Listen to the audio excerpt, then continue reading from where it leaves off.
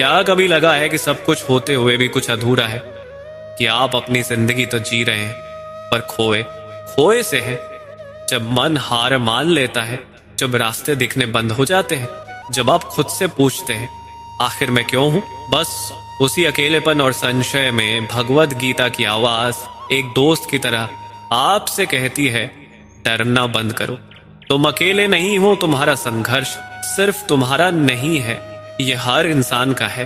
ये किताब नहीं है, यह तो तुम्हारा आईना है जो तुम्हें दिखाता है कि तुम कमजोर नहीं बल्कि असीम शक्तियों का भंडार हो और हर मुश्किल को पार करने का रास्ता तुम्हारे अंदर ही छिपा है। जब चीजें हाथ से छूटने लगे तब याद रखना, जीवन का असली सच पाने में नहीं बल्कि सही समय पर सही चीज को प्यार से छोड़ देने में है। यह अधूरापन इसलिए है क्योंकि हमने अपनी खुशी को उन चीजों से कसकर बांध रखा है जिनका बदलना तय है। हम सोचते हैं कि अगर हमारे रिश्ते हमेशा ऐसे ही रहें, हमारा धन कभी कम ना हो और हमारा शरीर कभी बूढ़ा ना हो तो हम खुश रहेंगे। और संसार का नियम है कि यहाँ हर चीज बदलती है, हर चीज आती है और जाती है। हमारा दुख तभी आता है जब हम इस बदलाव को स्वीकार नहीं करते और जो चीजें नश्वर है उन्हें जबरदस्ती पकड़ने की कोशिश करते हैं। यह उपदेश हमें सिखाता है कि हमें बहादुर बनना होगा, उन चीजों को प्यार से छोड़ने के लिए जो अब हमारे लिए नहीं है, और उस चीज को थामने के लिए जो कभी नहीं बदलती। जब हम छोड़ने का साहस पाते हैं तभी हमें अपनी असली ताकत का पता चलता है। एक गांव था जहां एक किसान रहता था जिसका नाम था माधव। माधव ने बरसों पहले अपने खेत के कोने में एक कुआं खुदवाया था। वह कुआं उसके लिए बहुत खास था, पर समय बदला और अब वह कुआं पूरी तरह से सूख चुका था। पानी की एक बूंद भी नहीं थी। गांव के पास से ही एक बड़ी और साफ नदी बहती थी जो हर मौसम में पानी से भरी रहती थी। गांव के सभी लोग नदी से पानी लेते थे, पर माधव हर रोज सूखी नदी के पास जाता, अपनी बाल्टी डालता और खाली हाथ लौट आता। वह उस सूखे कुएं को छोड़ना नहीं चाहता था। वह हर दिन कहता, यह मेरा कुआं है, मैंने इसी से पानी लूंगा। उसका सारा समय, उसकी सारी ताकत उस खाली कुएं पर ही बर्बाद हो रही थी। एक दिन उसके पड़ोसी ने पूछा, माधव, नदी पास में है, उसमें इतना साफ पानी है, तुम क्यों इस सूखे कुएं को पकड़कर बैठे हो? माधव रोने लगा और बोला, नदी मेरी नहीं है, यह कुआं मेरा है। पड़ोसी ने प्यार से समझाया, माधव, जो चीज तुम्हें अब पानी नहीं दे सकती उसे पकड़कर रखने से तुम्हारा दुख बढ़ेगा ही। जीवन तुम्हें जो नया और आसान रास्ता दे रहा है उसे स्वीकार। जब तुम इस सूखे को छोड़ोगे तभी तुम नदी की ठंडक को महसूस कर पाओगे। माधव ने पहली बार उस सूखे कुएं को देखा और उसे अपने जीवन का भ्रम समझ आया। उसने कुएं को प्यार से प्रणाम किया, उसे छोड़ दिया और नदी की ओर चल पड़ा। नदी का पानी छूते ही उसका मन शांत हो गया। उसने जाना कि जीवन का सच है उस चीज को पकड़कर न बैठना जो अब खत्म हो चुकी है, बल्कि उस नए रास्ते को अपनाना जो ईश्वर ने हमें दिया है। मेरे प्यारे दोस्त, तुम्हारा मन भी अक्सर उस सूखे कुएं की तरह होता है। तुम पुराने रिश्तों, पुरानी बातों, पुरानी असफलताओं को कसकर पकड़े रहते हो, हालांकि उन्होंने अब तुम्हें कोई खुशी या ताकत देना बंद कर दिया है। तुम डरते हो कि अगर तुमने उस कुएं को छोड़ दिया तो तुम खाली रह जाओगे, प्यास से रह जाओगे। पर श्री कृष्ण कहते हैं, तुम केवल इस शरीर के मालिक नहीं हो और न ही यह शरीर तुम्हारा है। तुम तो अविनाशी आत्मा हो, तुम्हारा रूप कभी नहीं बदलता। जो चीजें बदल रही हैं, यानी तुम्हारा शरीर, तुम्हारे रिश्ते, तुम्हारा पैसा, तुम्हारी प्रसिद्धि, ये सब नश्वर है। ये नदी की लहरों की तरह है। जब तुम ये जान लेते हो तो तुम्हें ये ताकत मिलती है कि तुम उस सूखे कुएं भूतकाल की बातों को छोड़ सको। तुम क्यों डरते हो छोड़ने से? क्योंकि तुम सोचते हो कि तुम उस चीज के बिना अधूरे हो जाओगे, पर तुम अधूरे हो ही नहीं, तुम तो पहले से ही पूरे हो।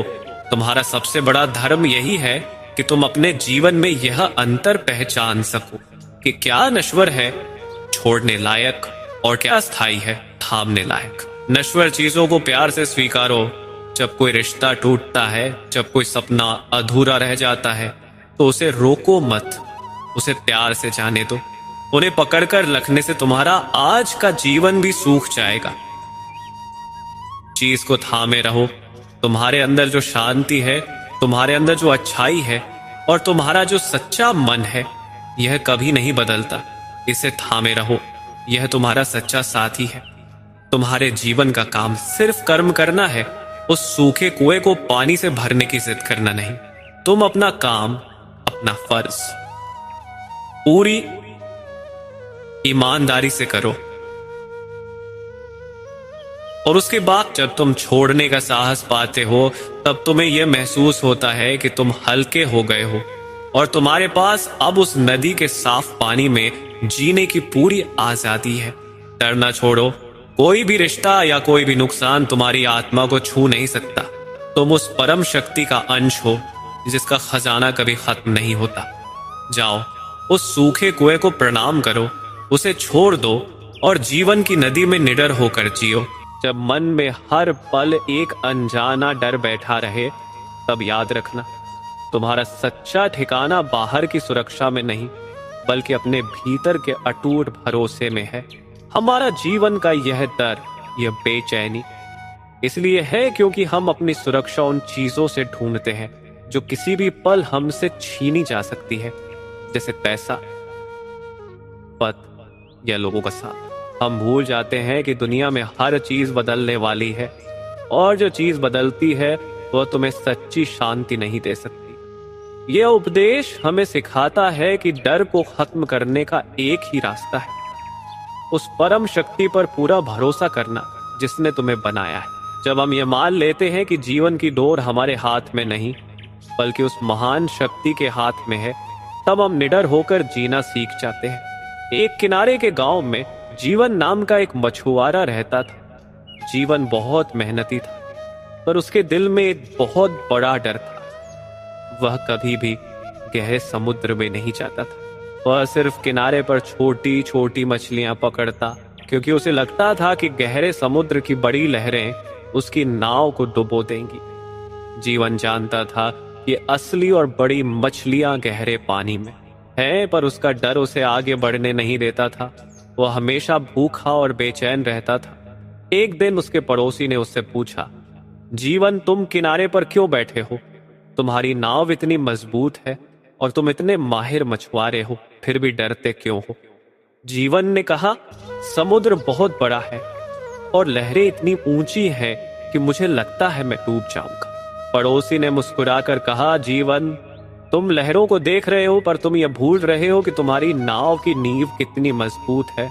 तुम्हारी नाव को उस परम शक्ति ने बनाया है जिसने इस पूरे समुद्र को बनाया है।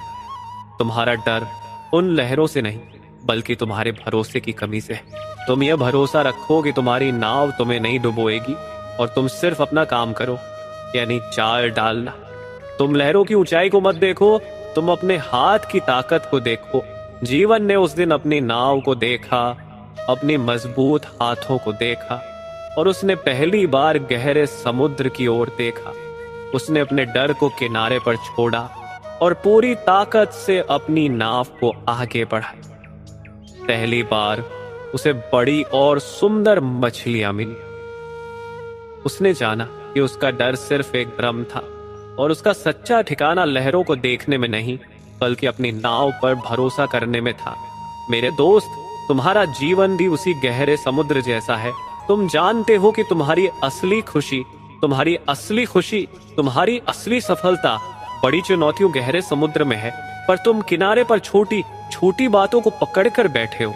तुम रोजमर्रा की छोटी छोटी लहरों, जैसे किसी की बात या थोड़ा सा नुकसान से डरते हो और अपनी नाव, जीवन की नींव की ताकत को भूल जाते हो।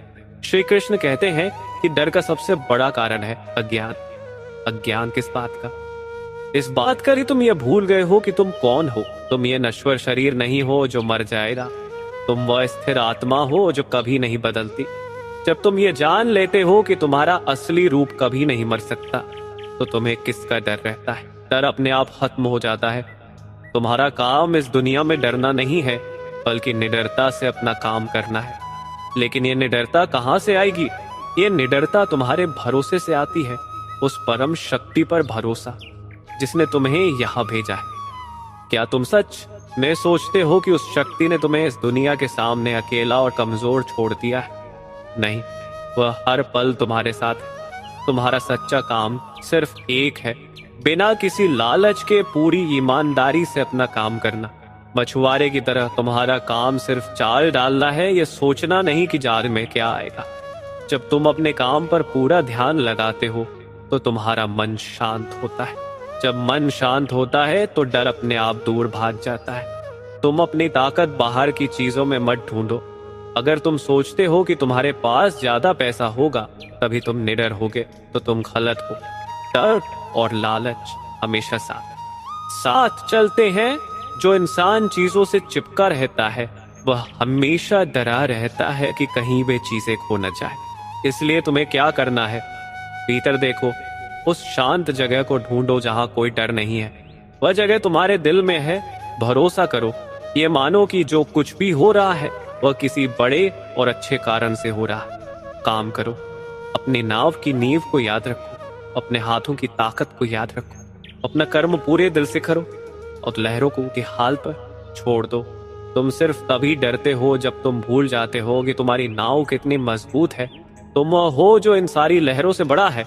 अपनी आंखें खोलो, अपने अंदर की शक्ति पर भरोसा करो और पूरी हिम्मत से अपने जीवन के गहरे समुद्र में जाल डालो।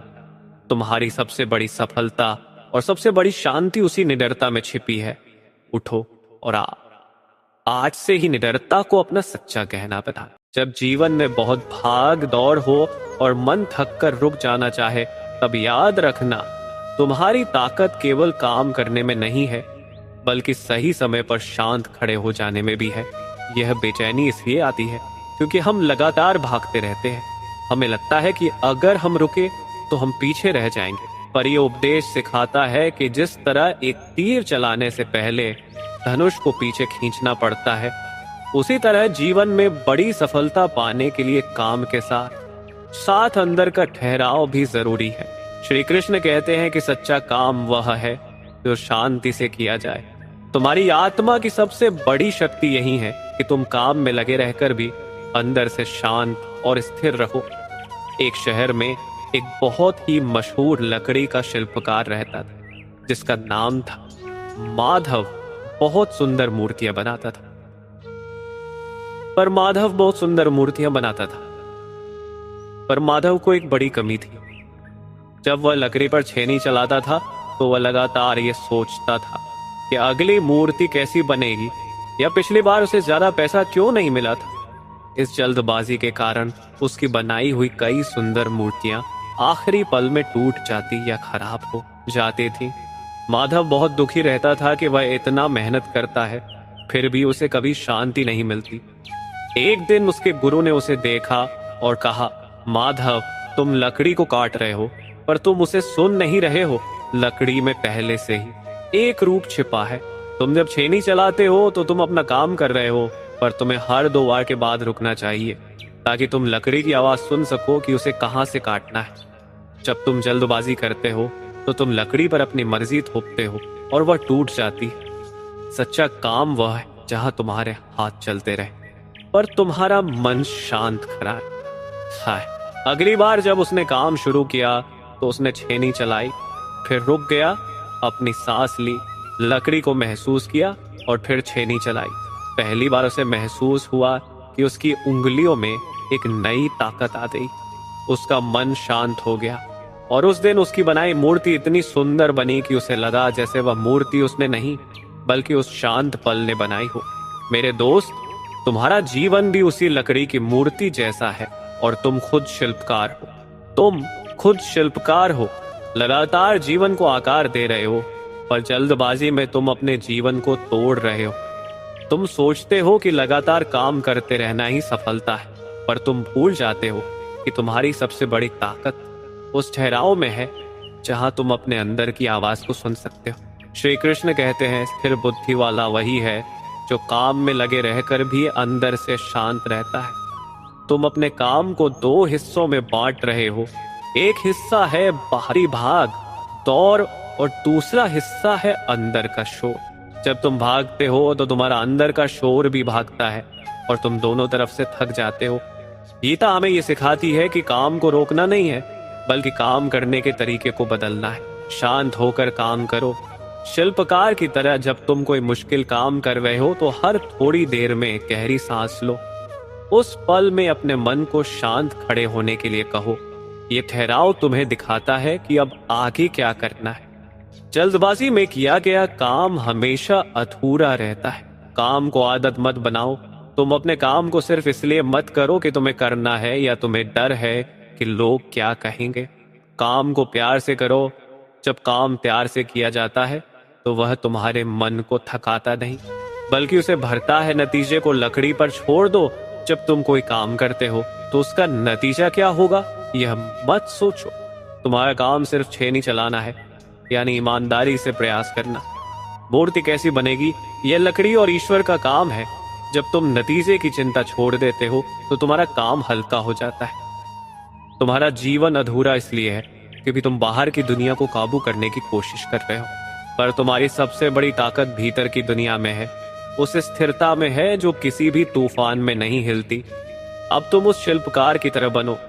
अपनी जिम्मेदारियों को प्यार से उठाओ और हर काम करते समय अपने भीतर के शांत खड़े होने के पल को याद रखो। जब तुम ऐसा करोगे तो तुम्हें पता चलेगा कि तुम्हारा जीवन एक भाग दौड़ नहीं, बल्कि एक सुंदर और शांत कला बन गया है। उठो और आज से ही अपने काम में स्थिरता और शांति लाना शुरू करो।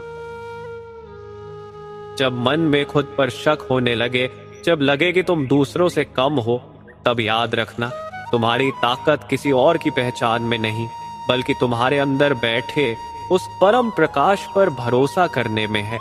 यह अधूरापन इसलिए आता है क्योंकि हम अपनी कीमत हमेशा दूसरों की नजरों से देखते हैं। हमें लगता है कि अगर हमें दूसरों की तरह ज्ञान या ताकत या पहचान मिल जाए तो ही हम पूरे होंगे, पर हम भूल जाते हैं कि तुम पहले से ही उस पूर्ण शक्ति का हिस्सा हो। यह उपदेश तुम्हें सिखाता है कि आत्म संदेह तुम्हारा सबसे बड़ा दुश्मन है। श्री कृष्ण कहते हैं कि तुम जिस शक्ति की तलाश बाहर कर रहे हो वह तो सदियों से तुम्हारे भीतर बैठी है। तुम्हें बस एक काम करना है, उस भीतर की शक्ति पर पूरा भरोसा करना और उसी विश्वास से अपना काम करना शुरू कर देना। एक गुरुकुल में समीर नाम का एक होशियार विद्यार्थी था। समीर हर परीक्षा में फेल हो जाता था, जबकि वह सबसे ज्यादा पढ़ाई करता था। समीर की सबसे बड़ी समस्या यह थी कि वह हमेशा दूसरे विद्यार्थियों के ज्ञान से अपनी तुलना करता रहे। जब वह किसी दूसरे छात्र को कोई मुश्किल सवाल हल करते देखता तो वह तुरंत सोचता, मैं ये कभी नहीं कर पाऊंगा। उसका ये शक, उसका ये डर इतना बड़ा था कि परीक्षा के समय वह सब कुछ भूल जाता था। एक दिन उसने अपने गुरु के चरणों में सिर रख दिया और रोते हुए कहा, गुरुदेव, मैं बहुत मेहनत करता हूँ, पर मैं सबसे कमजोर हूँ। मेरे पास ज्ञान नहीं है। गुरु ने समीर को उठाया और उसे एक बंद कमरे में ले गए। गुरु ने कमरे की खिड़की खोली। बाहर सूरज की तेज रोशनी थी। गुरु ने कहा, समीर, इस कमरे में सूरज की रोशनी कैसे आएगी? समीर ने कहा, खिड़की खुली है इसलिए आएगी। गुरु ने कहा, पर अगर तुम खुद आंखें बंद कर लो। समीर ने आंखें बंद कर ली। गुरु ने कहा, क्या रोशनी है? समीर ने कहा, नहीं, अंधेरा है। गुरु ने कहा, कमरा रोशनी से भरा है, पर तुम्हारी आंखें बंद है। बेटा, तुम ज्ञान की कमी से नहीं हारते, तुम इसलिए हारते हो क्योंकि तुम अपनी आंखें बंद कर लेते हो। तुम दूसरों के ज्ञान को देखते हो, पर तुम यह भूल जाते हो कि तुम्हारे भीतर भी वही रोशनी है। उस रोशनी पर शक करना बंद करो। जिस पल तुम यह भरोसा कर लोगे कि तुम्हारे पास सब कुछ है, उसी पल तुम्हारे ज्ञान की आंखें खुल जाएंगी। समीर को समझ आया कि उसका सबसे बड़ा दुश्मन बाहर का ज्ञान नहीं, बल्कि खुद पर शक करना था। उसने उस दिन से तुलना करना छोड़ दिया और खुद पर भरोसा करना शुरू किया। जब उसने अगली परीक्षा दी तो उसका मन शांत था और उसने पाया कि उसे सब कुछ याद है। उसने जाना कि उसका सच्चा ज्ञान बाहर नहीं था, बल्कि भीतर के विश्वास में था।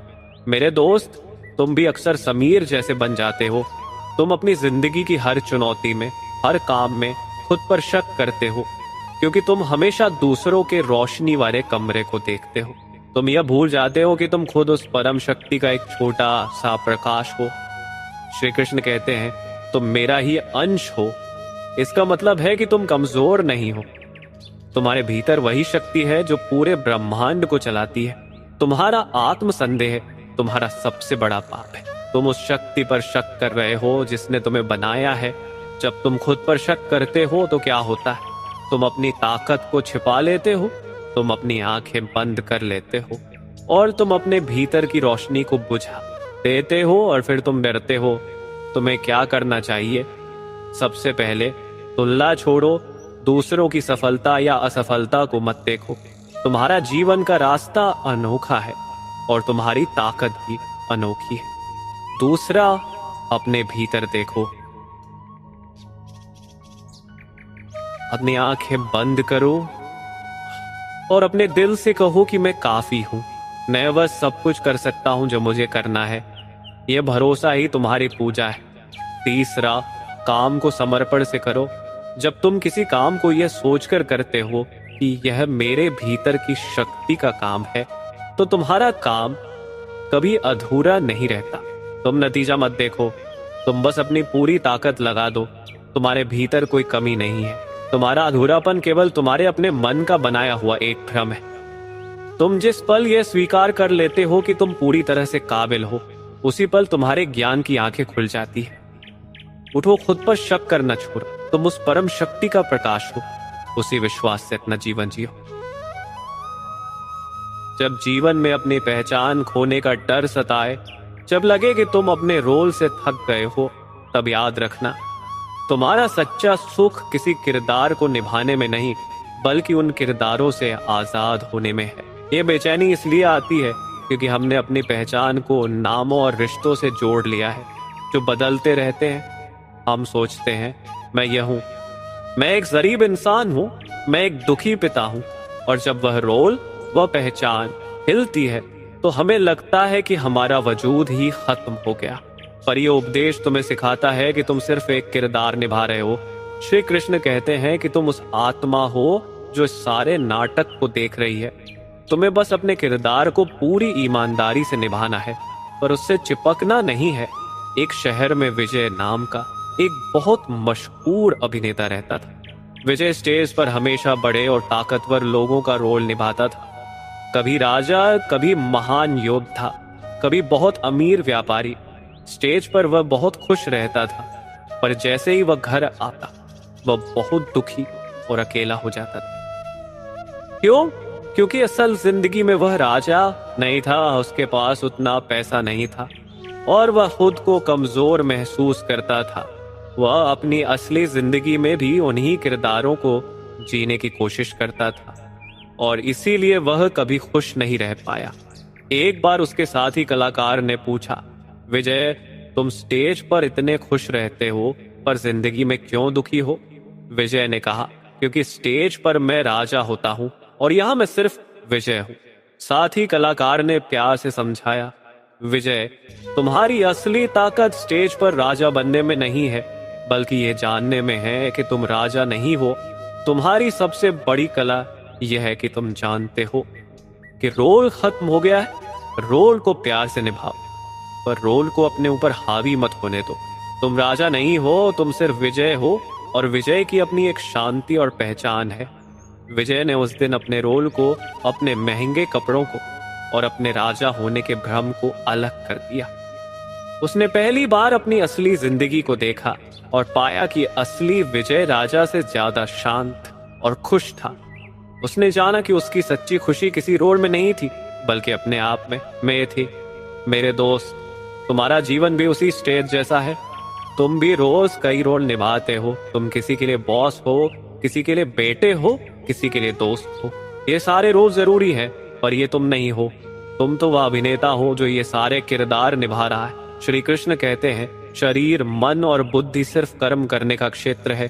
तुम तो उस क्षेत्र को जानने वाले हो। तुम्हारा दुख कब शुरू होता है?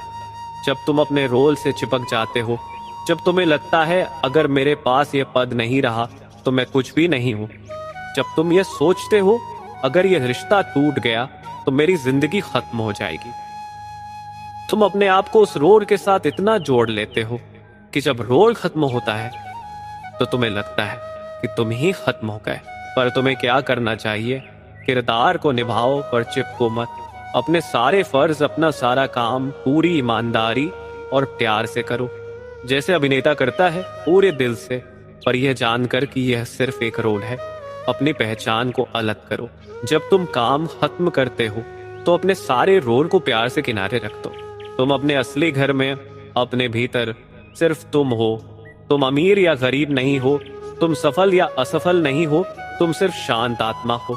अंदर की शांति को पहचानो। तुम्हारी सबसे बड़ी ताकत तुम्हारा पैसा या पद नहीं है, बल्कि वह शांति है जो इन सब के जाने के बाद भी तुम्हारे भीतर बची रहती है। वह शांति तुम्हारी असली पहचान है। तुम किसी भी रोल में अधूरे नहीं हो। तुम बस भूल गए हो कि रोल से बाहर तुम्हारी असली पहचान कितनी पूरी है। तुम जिस पल अपने सारे किरदारों को प्यार से निभाकर उनसे आजाद हो जाते हो, उसी पल तुम्हारा जीवन एक सुंदर और शांत नाटक बन जाता है। अब उठो, अपने सारे रोल को पूरी ताकत से निभाओ और उन पर निर्भर मत रहो। तुम्हारा सच्चा सुख किसी राजा के मुकुट में नहीं, बल्कि अपने शांत मन में है। जब तुम्हें लगे कि तुम बहुत काम कर रहे हो पर फिर भी थके हुए हो, तब याद रखना, तुम्हारा काम सिर्फ हाथों से नहीं होता, बल्कि उसे करने के तरीके से होता है। यह बेचैनी इसलिए आती है क्योंकि हम सिर्फ शारीरिक मेहनत को काम मानते हैं, पर हम भूल जाते हैं कि हमारे मन के अंदर भी लगातार काम चल रहा है। सोचने का, चिंता करने का, लालच करने का। यह उपदेश हमें सिखाता है कि तुम सबसे ज्यादा तब थकते हो जब तुम्हारा शरीर एक काम करता है और तुम्हारा मन 10 अलग अलग जगह भागता है। श्री कृष्ण कहते हैं कि सच्चा वीर वो है जो काम करते हुए भी स्थिर रहता है। तुम्हें काम से भागना नहीं है, तुम्हें काम के फल से भागना है। जब तुम इस रहस्य को जान लेते हो तो तुम्हारा काम तुम्हें थकाता नहीं, बल्कि तुम्हें आजादी देता है। एक पहाड़ के पास मोहन नाम का एक शिल्पकार रहता था। मोहन का काम था बड़े बड़े पत्थरों को तराश कर सुंदर मूर्तियां बनाना। वह बहुत मेहनती था, पर हमेशा दुखी रहता था। वह दिन भर काम करता, पसीना बहाता, पर रात को उसका शरीर और मन दोनों बुरी तरह थक जाते थे। उसे लगता था कि काम एक बोझ है। एक दिन एक ज्ञानी महात्मा ने मोहन को काम करते देखा। महात्मा ने पूछा, मोहन, तुम इतना थक क्यों जाते हो? मोहन ने कहा, यह काम बहुत भारी है महाराज, यह पत्थर मुझे तोड़ देता है। महात्मा मुस्कुराए और बोले, मोहन, यह पत्थर नहीं, तुम्हारा मन तुम्हें तोड़ रहा है। जब तुम छेनी चलाते हो तो तुम सोचते हो कि यह मूर्ति कितने में बिकेगी, या कल मुझे और पत्थर ढूंढना पड़ेगा। तुम्हारा शरीर एक काम करता है, पर तुम्हारा मन 10 काम करता है। पत्थर तो निर्जीव है, तुम छेनी चलाओ, पर तुम्हारा मन शांत खड़ा रहे। तुम काम करते रहो, पर तुम्हारा ध्यान सिर्फ इस बात पर रहे कि अभी इस पल में तुम्हें छेनी कहाँ लगानी है। यही है कर्म में अकर्म, यानी काम करते हुए भी मन का शांत रहना। मोहन ने पहली बार पत्थर को नहीं, अपने मन को देखा। उसने छेनी चलाई, पर इस बार वह परिणाम को भूल गया। उसने पाया कि जब उसका ध्यान सिर्फ छेनी पर था तो उसका शरीर नहीं थका। उसने महसूस किया कि उसकी असली ताकत पत्थर को तोड़ने में नहीं थी, बल्कि अपने मन को थामने में थी। उस दिन से उसका काम उसके लिए बोझ नहीं, बल्कि गहरी शांति का एक रास्ता बन गया। मेरे दोस्त, तुम भी उसी मोहन की तरह हो। तुम अपने जीवन में बड़े बड़े पत्थरों को तराश रहे हो, बड़ी जिम्मेदारियां निभा रहे हो, पर तुम थक जाते हो क्योंकि तुम अपने काम को जिम्मेदारी नहीं, बल्कि बोझ मानते हो। श्री कृष्ण कहते हैं, बुद्धिमान वह है जो कर्म में अकर्म और अकर्म में कर्म देखता है।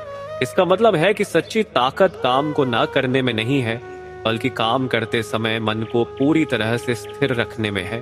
तुम्हारा दुख कब शुरू होता है? जब तुम सोचते हो कि तुम्हारे काम का फल तुम्हें खुशी देगा, पर फल तो कल मिलेगा और तुम अपनी खुशी को आज ही मार देते हो। तुम्हें क्या करना चाहिए? काम को बोझा मत मानो, अपनी जिम्मेदारियों को अपनी सेवा मानो।